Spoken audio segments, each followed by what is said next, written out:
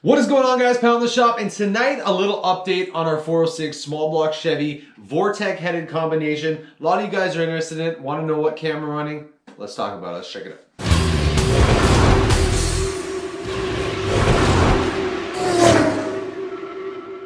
So our 406 here, I'm hoping that this engine is going to check a lot of the boxes for you guys. And what I mean by that is it's a budget build. You guys love budget builds. I love budget builds.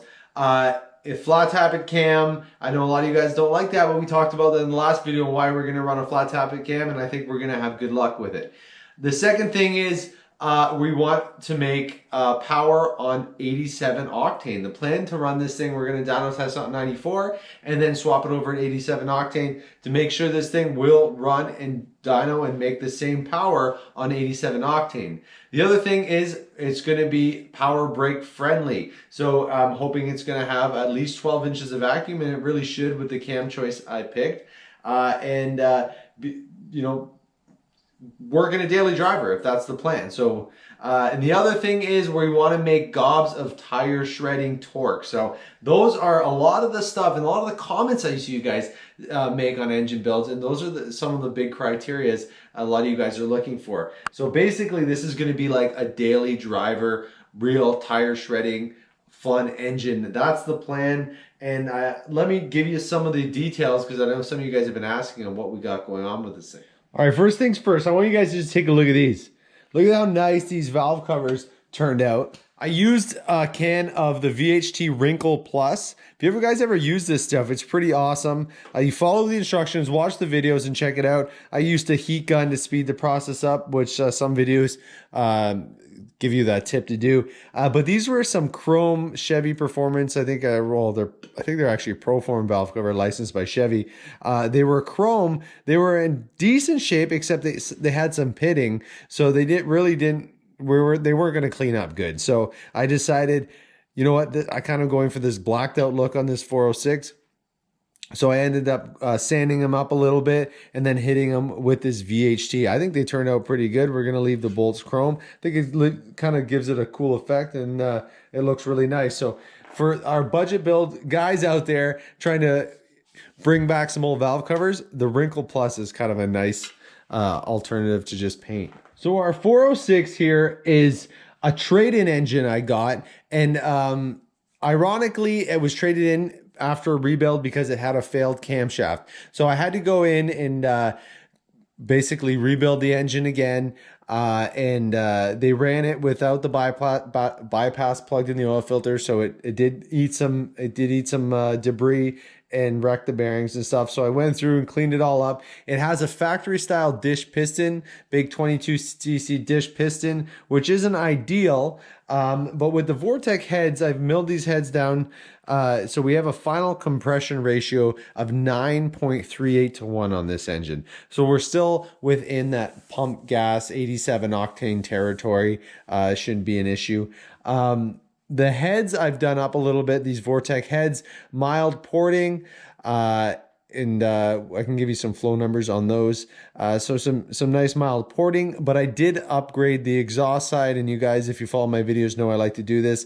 The exhaust have the 1.6 exhaust valves. I've outfitted them with beehive springs and the special retainers. The rocker arms, I know they look fancy and they don't look like a budget build, but these are those Assault rocker arms I've used before. I don't have a lot of experience with these, but I have to say I am impressed with these for being a budget aluminum rocker arm from Assault. Lots of 60 something dyno pulls, and we haven't seen any issues with these, but I don't have any long-term data or anything on these, but so far I'm impressed. I have to say, compared to a lot of the stuff out there, these are actually pretty nice. All right, so for the camshaft, a lot of you guys are wondering what cam I decided to go with. I decided to go with another Summit 4.7 swap cam. It has nothing to do with it being a 4.7 swap cam. It has everything to do with the specs that I like.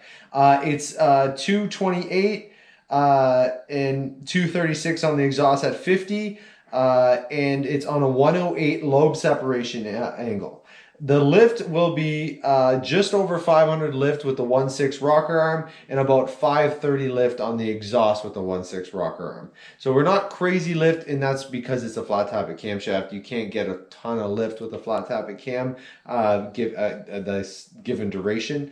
I think it's going to be a really good torquey cam. It's not going to rev out to the moon or anything like that, but this cam choice, and I'll put a picture of the cam card up. This cam choice is going to be where we want to be for making lots of torque, having good drivability, and also we don't have to worry about power brake. So there's not going to be a ton of overlap for this size of engine. If you were to use this cam on a smaller engine, you'd probably be out of power brake territory. But the fact that we're using it on a big 406, we should be really still in the safe 12 inches plus of vacuum to be able to run this on power brake. So that's the plan. I'm really curious to see what this does and what it revs out to. The neat part about this engine is it is budget. Like a lot of the stuff you see here is recycled from old projects. The timing cover was bought, never used from an old project. The push rods, the heads I already had. The oil pan was a 7-quart pan that I sanded down and painted up. That's why I think I'm going to nickname this thing the Swap Meet 406, because a lot of this stuff is like swap meet parts. The intake that we're going to be using, I should talk about. The intake we're going to be, we might do an intake swap on the dyno and try a few different things. But right now, the actual intake that we're going to be using for sure is not the one you saw originally there, but something similar. It's going to be like an air gap style Summit Racing intake that I have from another project that we didn't end up using. So it's like air gap style Summit Racing house brand intake, and that'll be a really good choice, I think, for this setup. So again, recycled parts that we never used or were barely used in other projects. So that's what I love about this stuff is we don't have to go out and spend tons of money. Sometimes you can find deals in swap meet stuff in Craigslist or whatever, and find deals and put some combinations together. And I hope this engine will satisfy you, some of you guys that are trying to or been asking me to do a 406, and I've been kind of keeping notes of what you guys have been looking for in a build like this, and I think that we're going to be there. So there you go, guys, our 406. And before anyone comments about the heads in the background, they're not small block Chevy heads, they're small block Ford heads. I got a 347 stroker build coming up this winter. But I'm going to do a video about those killer Pro Max heads, 185cc Project X Pro Max heads. Very, very awesome head. First time using them, so I'm pretty excited about that. Comment below, let me know how much power are you expecting out of something like this. There's not a lot of Vortec Headed 406 builds out there that I've seen. So let me know what you think. Let me know what you think of the cam choice. Is that something you guys would have went with? Maybe something a little different. I know some guys are going to be harping on me about flat tappets again, but we're going to go for it. Maybe we'll regret it. Maybe we won't. I don't know. Don't forget, if you like this stuff, please hit that subscribe button down below. It helps out a lot. Don't forget to like and share with your friends that are into this old school hot rodding stuff too. Thanks, guys.